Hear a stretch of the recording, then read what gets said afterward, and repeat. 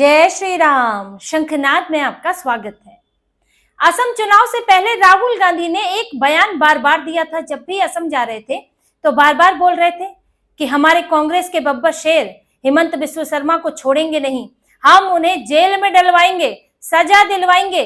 राहुल गांधी के ये बयान कई बार वहां पर सुनाई दिए। अब इन बयानों पर पवन खेड़ा ने भी यकीन कर लिया और नक्शे कदम पर चलते हुए हेमंत बिस्व शर्मा की पत्नी रिनिकी भुइयां के खिलाफ फर्जी दस्तावेज उठाकर ले आए और खुद फंस गए। अब जब असम का चुनाव हो गया, एग्जिट पोल आ गए और बीजेपी की सरकार वहां पर बन रही है, हेमंत बिस्व शर्मा दोबारा कुर्सी पर बैठे हुए नजर आ रहे हैं, तो राहुल गांधी तो अंडमान निकोबार की सैर में लगे हैं, चीनी एजेंडा चला रहे हैं वहां पर, और इधर पवन खेड़ा छुपे हुए हैं। पवन खेड़ा को समझ नहीं आ रहा है कि करे क्या, क्योंकि अब तो हेमंत बिस्व शर्मा दोबारा सीएम बनने जा रहे हैं और पवन खेड़ा की मुश्किलें बढ़ने जा रही हैं। देखिए, पवन खेड़ा अभी तक बचे हुए हैं क्योंकि यहाँ चुनाव चल रहे थे। हेमंत बिस्व शर्मा बंगाल में व्यस्त थे और असम के अंदर अभी अंतरिम सरकार थी, क्योंकि अंतरिम सरकार होने को तो सरकार होती है लेकिन कंट्रोल उस तरह नहीं होता और बहुत अस्त व्यस्तता थी। लेकिन अब तो हो गया मतदान, अब तो एग्जिट पोल में बन गई सरकार और असम में कहीं ज्यादा, बंगाल में जितनी बीजेपी को श्योरिटी नहीं है, असम में उससे कहीं ज्यादा है कि इस बार भाजपा ही वापस आ रही है। तो जब हेमंत बिस्व शर्मा कुर्सी पर बैठ जाएंगे तो पवन खेड़ा का क्या होगा, पवन खेड़ा की गिरफ्तारी पर क्या बवाल होगा, ये सब अब कांग्रेस में इसकी चर्चा चल रही है और पवन खेड़ा परेशान है। क्योंकि देखिए, पवन खेड़ा को अंतरिम जमानत नहीं मिली है। तेलंगाना गए, वहां जमानत मिली तो हाईकोर्ट में डांट पड़ गई कि फर्जी दस्तावेज आपने दिए। इसके बाद घसीट पसीट कर किसी तरह गुवाहाटी हाईकोर्ट जाना पड़ा और वहां गए नहीं, वर्चुअल तरीके से इनके वकील वहां पर गए और ऑनलाइन याचिका इनकी रखी और इसमें दलीलें रखी इन्होंने कि ये तो जी बस मात्र मानहानि का मामला है। इन्होंने तो मानहानि की है क्योंकि मानहानि में जमानत आराम से मिल जाती है ना। लेकिन असम सरकार के वकील ने जो अभिषेक मनु सिंघवी की दलीलों को काटा है, जो आईना दिखाया है कि ये जो फर्जी दस्तावेजों की तुमने वहां पर लाइन लगाई हुई है कि 4 पासपोर्ट हैं फर्जी और रिनिकी भुइयां के पास 3-3 4-4 प्रॉपर्टी है, ये सिर्फ मानहानि नहीं है, ये जालसाजी है, फर्जी दस्तावेज है और इसलिए अग्रिम जमानत तो बिल्कुल नहीं मिलनी चाहिए। दूसरा, ये भागते फिर रहे हैं, हमने कभी भी गिरफ्तारी वारंट जारी नहीं किया असम सरकार ने, असम पुलिस ने, लेकिन फिर भी ये एक बार भी जांच में सहयोग करने नहीं आए। एफआईआर हो चुकी है इनके खिलाफ लेकिन ये मिल नहीं रहे हैं। तो इस पर आपको मैं बताती हूँ कोर्ट ने क्या कहा, कितनी सख्त टिप्पणी कोर्ट ने की। कोर्ट ने कहा कि इन्होंने ये जो पूरा मामला देखकर लगता है पवन खेड़ा ने एक निर्दोष महिला को इसमें फंसाया है, इसमें निर्दोष महिला का नाम लिया है, उनको इसमें ये जो राजनीति चल रही है इसमें उनका नाम लेकर उनके लिए मुश्किल खड़ी की है, इसलिए इसकी जांच तो होनी चाहिए और इसके लिए कस्टडी की जरूरत पड़ सकती है।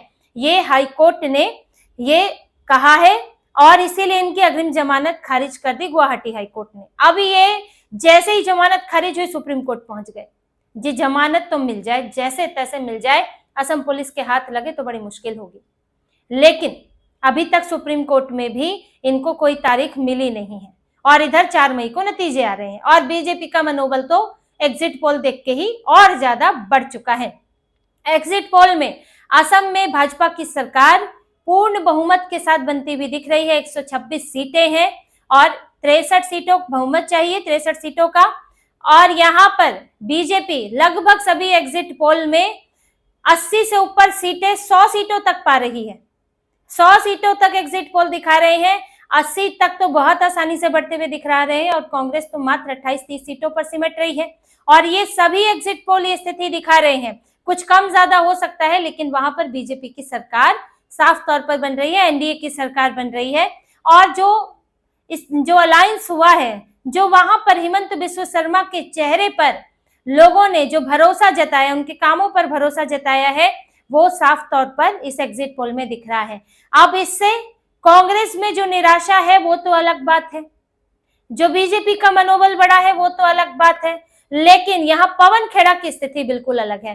क्योंकि जैसे ही अब हेमंत बिस्व शर्मा कुर्सी पर बैठेंगे तो वो तुरंत एक्टिव हो जाएंगे। उनका एक बयान है पहले का, उन्होंने कहा है कि मैं सबसे पहले तो यहाँ डीजीपी का नंबर लगेगा कि उससे यहां से तबादला होगा या सवाल पूछा जाएगा या नोटिस जाएगा, क्योंकि उन्होंने इंटरव्यू में कहा है कि जिस दिन पवन खेड़ा ने ये प्रेस कॉन्फ्रेंस की गुवाहाटी में, इस तरह के आरोप लगाए, पवन खेड़ा उनके खिलाफ शिकायत हो गई, शाम तक शिकायत हो गई थी। वो रात को यहाँ 12 बजे निकले हैं, तो आखिर निकल कैसे पाए असम से? डीजीपी ने एक्शन क्यों नहीं लिया, पुलिस ने एक्शन क्यों नहीं लिया? क्योंकि देखिए, मैंने आपको पहले भी बताया कि अंतरिम सरकार चल रही है और पुलिस में इस वक्त जो है चुनाव आयोग के अधीन रहता है पुलिस महकमा। कई मामलों में, सारे मामलों में तो नहीं, लेकिन कई मामलों में ट्रांसफर से लेकर बहुत सारी चीजें चुनाव आयोग देखता है। तो राज्य सरकार का डायरेक्ट कंट्रोल नहीं होता। पश्चिम बंगाल जैसा मामला तो नहीं है, पश्चिम बंगाल में डायरेक्ट कंट्रोल तो नहीं है, लेकिन कैडर बने हुए हैं पुलिस वाले, तो वो किसी के भी कंट्रोल में होंगे। काम तो वो करेंगे उनमें से जो पूरी तरह से, जैसे कि एक पुलिस वाला टीएमसी को वोट देने के लिए प्रचार कर रहा था, जिसको लोगों ने पकड़ के उसको धमकाया और उसको जो है उसके खिलाफ शिकायत भी हुई है, तो वो मन से जो है वो टीएमसी के साथ है, वो तो किन्हीं भी स्थितियों में साथ ही देंगे। लेकिन अब असम में, असम क्या कहे कि कहीं किसी राज्य में कहीं और भी ऐसी स्थिति नहीं है, तो इसलिए पूरी तरह से कंट्रोल है नहीं। तो उन्होंने साफ तौर पर कहा कि अगर मैं दोबारा कुर्सी पर लौटा, और जब भी लौटा, तो डीजीपी का नंबर आएगा। तो अब जब वो पूरी तरह से पुलिस उनके कंट्रोल में होगी, तभी से पवन खेड़ा के बुरे दिन शुरू हो जाएंगे। इसीलिए अभी तक वो गिरफ्तारी से बचे हैं, वरना तो उन्हें ढूंढ डांट के गिरफ्तारी हो जाती। और फिर तब तक अगर सुप्रीम कोर्ट से तारीख मिल गई, अगर वहां भी खारिज हो गए, तब तो कोई विकल्प नहीं बचेगा।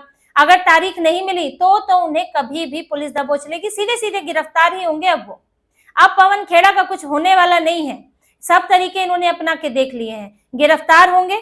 अब कांग्रेस कितना भी बवाल कर ले, कितना भी हंगामा कर ले, कुछ होने वाला नहीं है। इसी को देखते हुए खलबली मची हुई है पार्टी में, तो है ही। पवन खेड़ा अलग अभिषेक मनु सिंघवी के साथ जुटे हुए हैं कि कैसे भी सुप्रीम कोर्ट में पहले तारीख मिल जाए, 4 तारीख से नतीजे आने से पहले तारीख मिल जाए, ताकि वहां पर कम से कम किस्मत तो आजमा सके कि हमें वहां पर अग्रिम जमानत मिले नहीं मिले, कुछ दलीलें तो रख लें कि ये तो सिर्फ मानहानि का मामला है जज साहब, सिर्फ हम माफी मांग के काम चला लेंगे।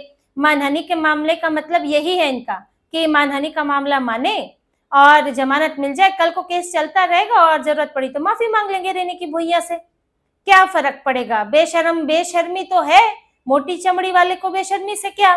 तो पवन खेड़ा तो इसी फिराक में है। अब सुप्रीम कोर्ट इसमें देखेगा कि मामला कैसा है, क्योंकि जो इसमें धाराएं हैं वो जालसाजी की हैं, धोखाधड़ी की हैं, और इसमें ऐसे अपराध भी हैं जिनमें 10-10 साल तक की सजा है। तो इसमें अग्रिम जमानत मिलना आसान नहीं होता है, क्योंकि फर्जी दस्तावेज बनाए गए हैं, तो और ऊपर से विदेशी चीजें बनाई गई हैं, और किसी एक व्यक्ति के खिलाफ उस व्यक्ति ने खुद शिकायत कराई है। और उसमें भी देखिए, ये बात कोर्ट में भी देखी जा सकती है कि पवन खेड़ा ने अपनी तरफ से कोई शिकायत दर्ज नहीं कराई है। वो चाहते तो रेनी की भुइयां के खिलाफ सीधे पुलिस स्टेशन जाते, कहते भैया ये दस्तावेज है रेनी की भुइयां के खिलाफ, आप एक्शन लीजिए, क्योंकि इन्होंने अपने इस तरह से official secret act, passport act, तरह तरह का क्या क्या उल्लंघन उसके हिसाब से अगर बन जाता है, अगर उनके पास 3-3, 4-4 पासपोर्ट है, लेकिन इन्होंने शिकायत दर्ज नहीं कराई और इसे मानहानि का मामला बोल रहे हैं। तो वैसे सुप्रीम कोर्ट से भी बड़ा मुश्किल लगता है कि इन्हें अग्रिम जमानत मिलेगी, और जिस तरह से ये भागते फिर रहे हैं, तो इनका अपना ट्रैक रिकॉर्ड खराब हो रहा है।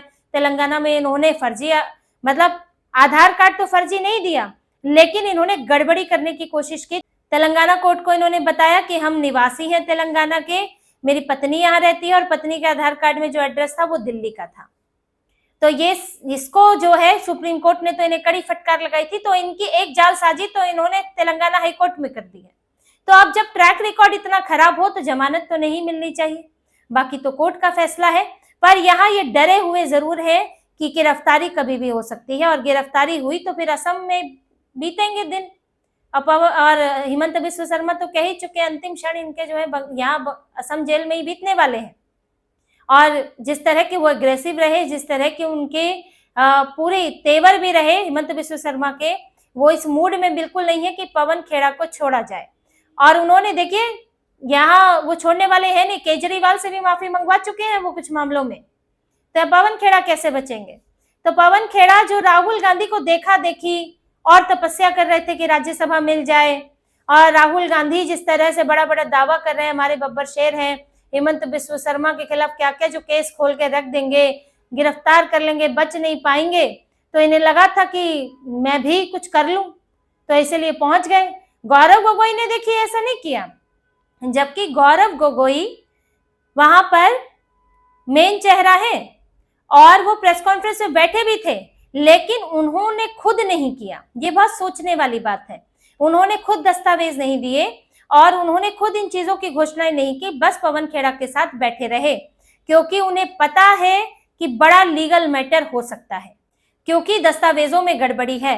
और अगर कल को कांग्रेस जीत जाती और गौरव गोगोई वहां पर सरकार बना लेते या फिर मुख्यमंत्री बन जाते, तो ये इस तरह का फर्जीवाड़े का मामला है कि इसमें वो फंस सकते थे। भले ही वहां पर कांग्रेस की सरकार होती, लेकिन फिर भी अब केंद्र में तो बीजेपी है कम से कम, तो यहाँ इनके लिए मुसीबत हो सकती थी कि कल को इस मामले के तहत मुख्यमंत्री होने के बावजूद ये इसमें फंस सकते थे। तो गौरव गोगोई ने इसलिए दूरी बना ली, अपने लिए चांस बनाए रखा, और ये दिखाता है कि चोर जो है कहीं ना कहीं इनके अंदर बैठा है, कि इतने श्योर नहीं थे कि जिन गौरव गोगोई के खिलाफ हेमंत बिस्व शर्मा हर इंटरव्यू में बोल रहे हैं, हर मंच से बोल रहे हैं, उन्हें पाकिस्तानी एजेंट तक बता दे रहे हैं, उनकी पत्नी पर आरोप लगा रहे हैं, यहाँ तक कि उन्होंने उनके धर्म पर भी सवाल उठाए कि कैसे उनकी पत्नी और उनके बच्चे जो है क्रिश्चियन बन चुके हैं, और ये जो गौरव गोगोई है ये सिर्फ या हिंदुओं को बेवकूफ बनाने के लिए हिंदू बने हुए, नाम के हिंदू, जैसे कि राहुल गांधी नाम के हिंदू है, मन के क्रिश्चियन है, वही गौरव गोगोई की स्थिति है। तो ये बातें जब हेमंत बिस्व शर्मा साफ तौर पर बोल रहे हैं, लेकिन गौरव गोगोई ने खुद नहीं बोला, क्योंकि पवन खेड़ा है, आगे रख दिया, बंदूक चल गई है, और पवन खेड़ा अब इसका खामियाजा भुगतने वाले हैं। राज्यसभा की सीट तो मिल नहीं पाई, आगे भी चांस नहीं लगता है। अभी तक तो अब फ्री घूम रहे थे, लेकिन अब लगता है कि असम जेल में ही दिन बिताने पड़ेंगे। तो फिलहाल एग्जिट पोल कांग्रेस के लिए निराशाजनक, बीजेपी के लिए बड़े ही उत्साहजनक, और पवन खेड़ा के लिए बड़े ही डरावने साबित हो रहे हैं, और उनकी गिरफ्तारी का वारंट जल्द ही निकलने वाला है। तो इसी तरह की और खबरें और विश्लेषण आपके लिए लाते रहेंगे, हमसे जुड़े रहिए, सब्सक्राइब कीजिए, कमेंट कीजिए। बहुत बहुत धन्यवाद। जय श्री राम।